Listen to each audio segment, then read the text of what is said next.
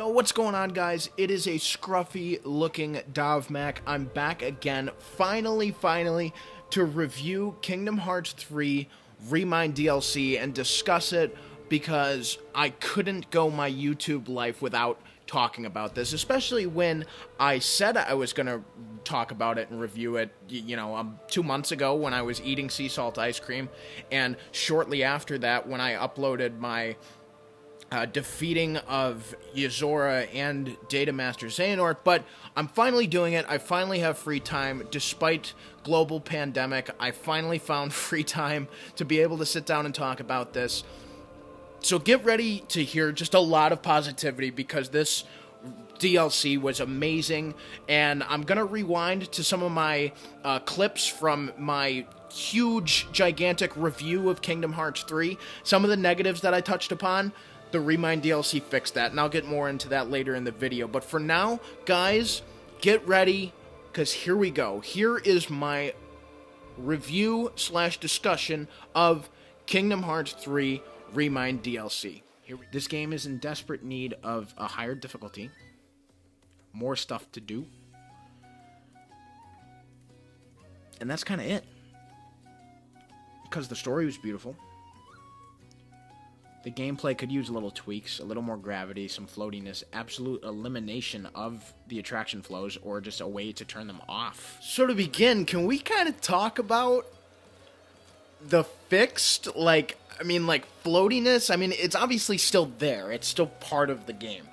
But the new combos they added, they put back in Flash Step, and Gravity Slam, or whatever the hell it's called, that it was a secret hidden ability in Kingdom Hearts 1 that nobody knew about because nobody wanted to do the time trials from the Olympus Coliseum. Oh my god, those got put into Kingdom Hearts 3, and they, fixed, a lot of the floatiness in the base combos and the combos of the game. Oh my god.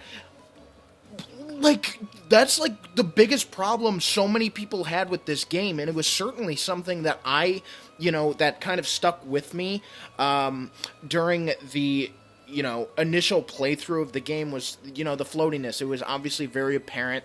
The Osaka team from Birth by Sleep and Dream Drop Distance, that found its way into Kingdom Hearts 3, and it was very apparent. But now with these new abilities added, it just made the Kingdom Hearts 3 so much more fun and to the in my heart. This is oh my god, this feels more like Kingdom Hearts 1, this feels more like Kingdom Hearts 2, and it's because there were abilities from Kingdom Hearts 2 and Kingdom Hearts 1 put into the combos for this game, and it doesn't completely fix it. So all of you purists out there who are like, no, it's still floaty, and that's exactly what you sound like.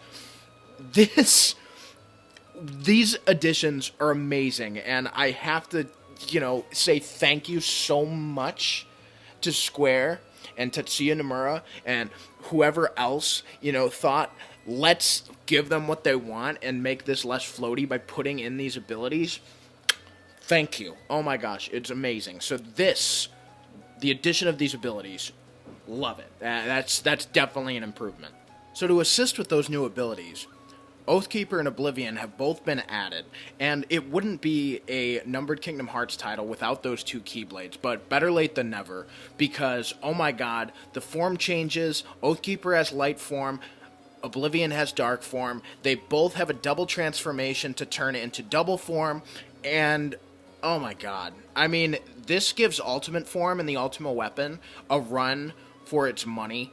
And, I wouldn't have been able to defeat some of the secret bosses, the Data Organization, Yozora, without the Oathkeeper and the Oblivion.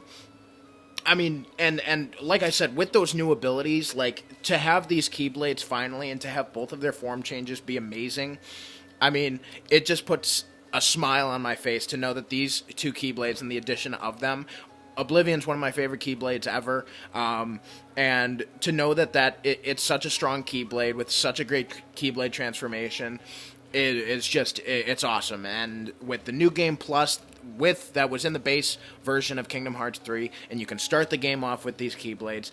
I mean, in any new game, you get these new abilities from the get-go, and it just makes a playthrough that much more amazing. And again, a thank you to Square Enix, because those two Keyblades are awesome. And something I talked about on the channel before the Remind DLC came out, and I reacted to the trailer and looked at what was going to be included in the DLC, was the Easy Pass mode and the Black Code mode, which, oh my god, the replay value of Kingdom Hearts 3 is through the roof. I'm already through my second playthrough of Black Code mode right now.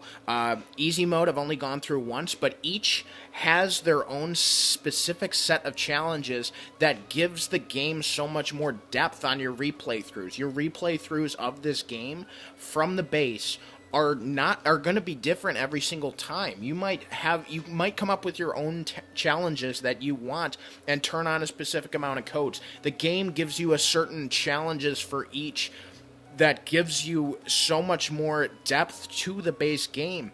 And I mean, more is the key word.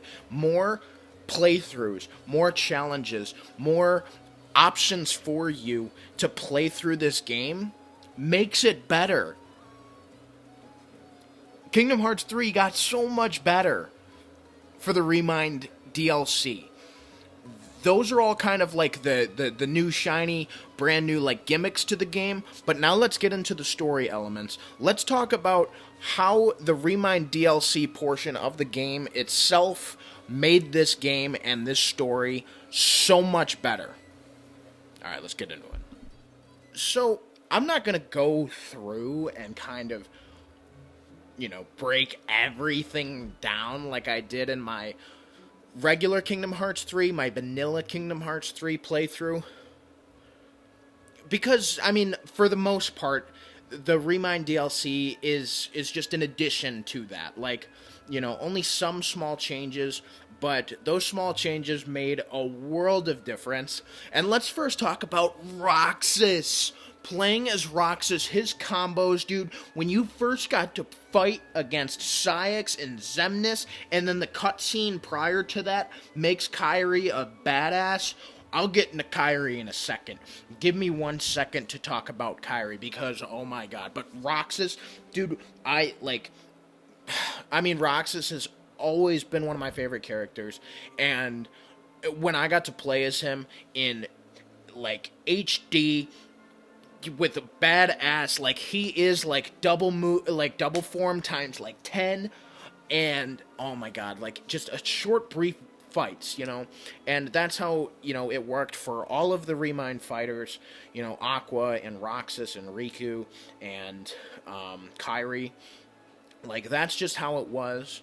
They were short little bits, but god, if we just had those options from the start, that would be amazing. But the addition of the Roxas cutscenes, finding out that the bond that kept him, Xion, and Axel, finding out how he was able to come back and what they were fighting for in the base game was amazing. And on top of that, you had Aqua. She got bodied, but there was a reason behind that. She was getting PTSD, and that was something that we all assumed, but to get confirmation that she was still kind of freaking out from being in the Realm of Darkness for 10 years. Roxas had a reason for coming back. Xion, they didn't just remember Xion, out of the blue just for story, MacGuffin's purposes.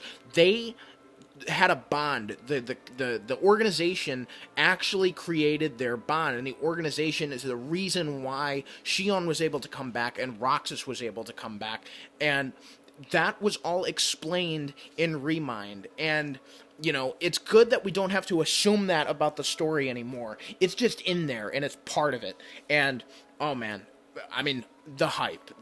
I have been smiling this whole time talking about it because it was amazing. And, and then after that, there's just so much more. And then after a while, playable Scala, and oh my god, you get to explore Scala at Kylum, and then you find out it's confirmed that it was Daybreak Town. We assumed, and we kind of knew, but Scala, you get to explore, and you see that little thing, and then after that, the big fight with Kairi's heart Sora's been trying to track down these pieces. You guys know that. I'm not going over the story part of it. But you get to fight as everybody in a circle. There's cute little lines between Ventus and Roxas because they look exactly the same because we didn't get to see that in the base game. And then, it's awesome. You get to fight as everybody all at once, and it's amazing. But then, Mickey, the boy, the king, walking down, kicking ass, no health left, last stand Mickey, gets shit done. And after that, Sora is able to recollect all the pieces of Kairi's heart because of Mickey's last stand.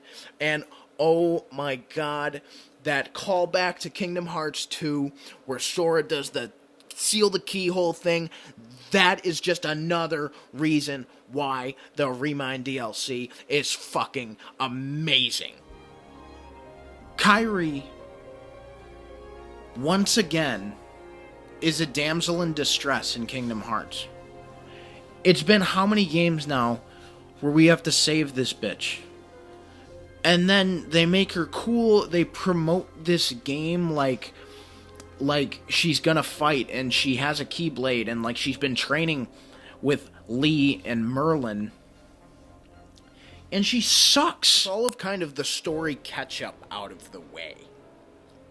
You finally save Kairi, you recover Kairi from Xehanort, Sora finds a way to save Kairi from the death that she, the L that she took in the regular game, and the L that has bothered all of us for the last year. And then you play as her.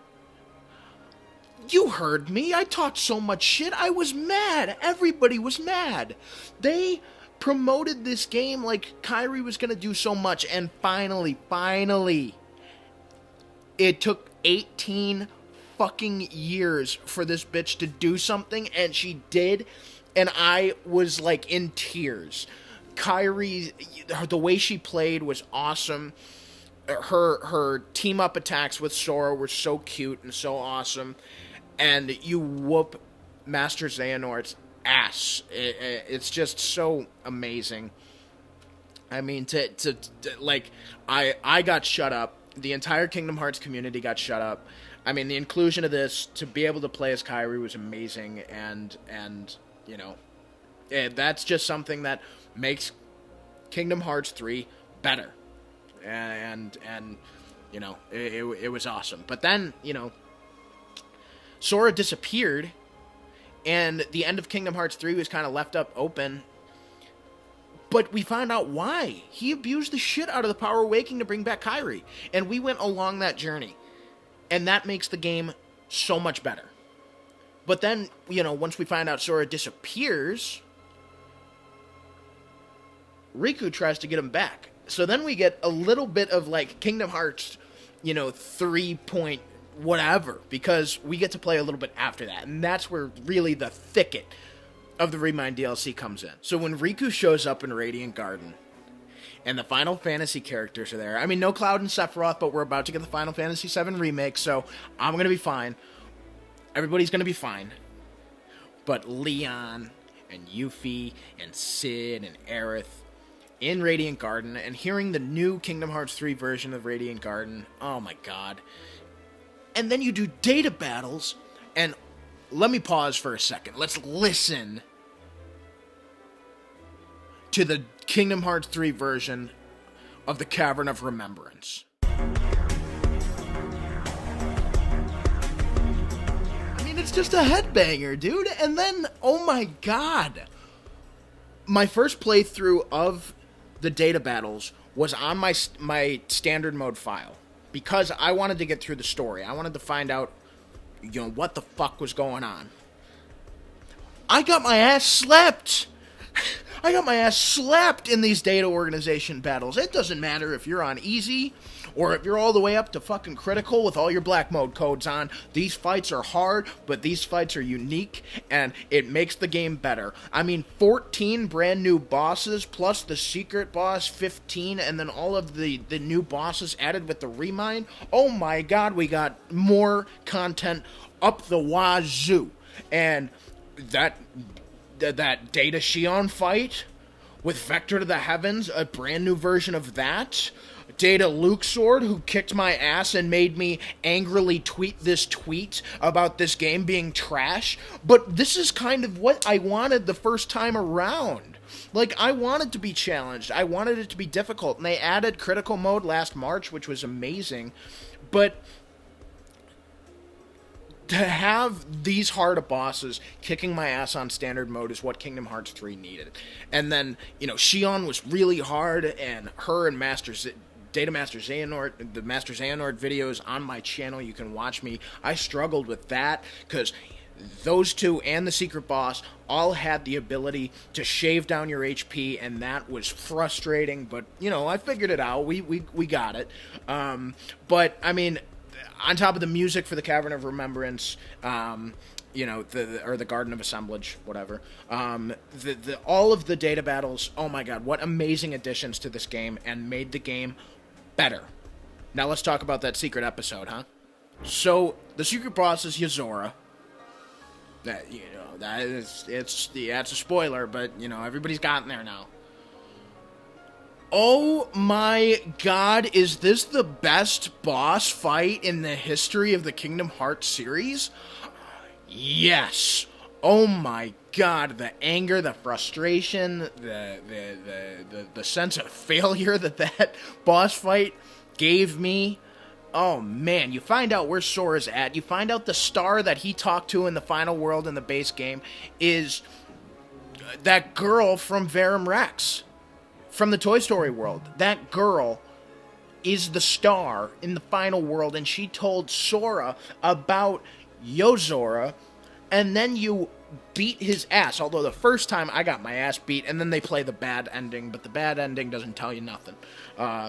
Like Sora dies or whatever, but the good ending is probably what's going to stem off Kingdom Hearts sequels.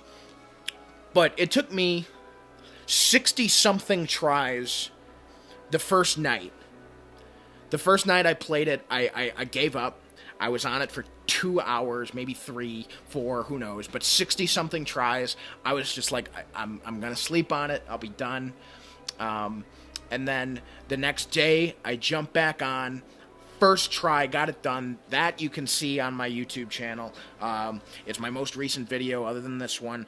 I beat Yozora. And then... woo! Yozora turns into a crystal guy. And he's in his car. He says the Kingdom Hearts 1 line with Sora. Sora's back in the final world. We gotta go save his ass in another Kingdom Hearts game, I guess. But he's okay. And Luxord, or whoever the fuck he is Yozora's bodyguard or whoever. Woo! I mean, that is a better tease and a better lead-in to the next Kingdom Hearts title than the original secret ending, because we finally got some context into Yozora, and we finally got some context into who Luxord is, man. Oh my god. Amazing. So amazing. So yeah, I mean, there's more Kingdom Hearts to come, and now we have an even more exciting tease from Kingdom Hearts 3's Remind that gives us these hints, these hopes for the next Kingdom Hearts title. And Nomura, in an interview yesterday, is talking about the next 2 Kingdom Hearts titles on top of Kingdom Hearts Dark Road, which is going to be a new mobile game that tells the story of Xehanort. That's coming out very soon.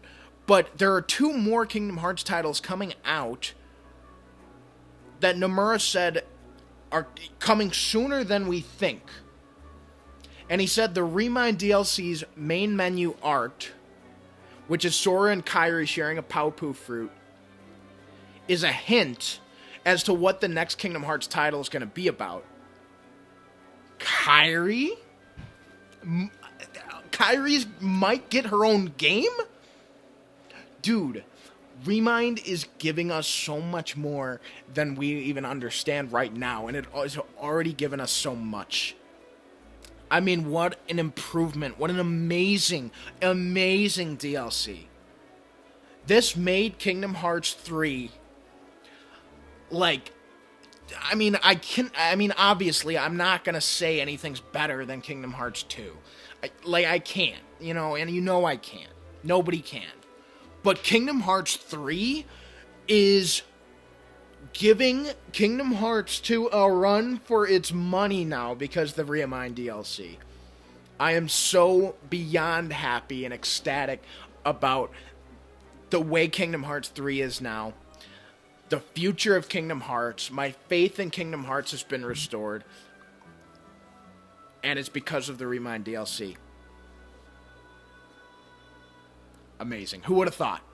Not me. So there you guys have it. I mean, I could have gone in depth about the story. You know, I could have talked about what young Xehanort and the Master of Masters conversation could have been about. But that's all leading into the next Kingdom Hearts game titles. There's so much more Kingdom Hearts coming. There will be more videos that I make in the future about all of that, and I will call back to all of these story stuff that Kingdom Hearts 3 Remind added. This was just to get my raw thoughts out there, even though raw 2 months later after I beat it. This was just to get those out there and have my thoughts out there, because my negative kind of thoughts about the vanilla Kingdom Hearts 3, those are out there, and now those no longer exist. Those are gone. Kingdom Hearts 3 Remind fixed Kingdom Hearts 3 completely, and I am so beyond thankful and happy that Square Enix creates my favorite game. Tetsuya Nomura is my game director, because that guy listens, that Square, they did an amazing job. They gave us all what we wanted and made us excited for more Kingdom Hearts down the line, which, base Kingdom Hearts 3 didn't necessarily do all the way, but now it did. So guys, that is it. Let me know what you thought about Kingdom Hearts 3 Remind in the comments down below. Thumbs up this video. Please help me out. It supports the channel. Subscribe. Check out me whooping Yozora and Master Xehanort's ass. I'll think about re-recording all the other fights that I do on my replay throughs and uploading those. I want to upload more consistently. Global pandemic and all, I am stuck at home, so I'm playing a lot of video games. So Kingdom Hearts can dominate my YouTube channel, and I want you guys to see it. And then, tell me why you love Kingdom Hearts Remind. Tell me why you don't. What improved for you? What is still the same for you? Please let me know in the comments. Thank you guys so much. Thank you, Square and Tetsuya, for doing all this, because it was amazing. All right, guys. I hope everybody is safe. I hope everybody is healthy. Please, take all the precautions you need. Play Kingdom Hearts 3 Remind over again. And until next time, or until there's more nerd news, I'll catch you guys later. See ya.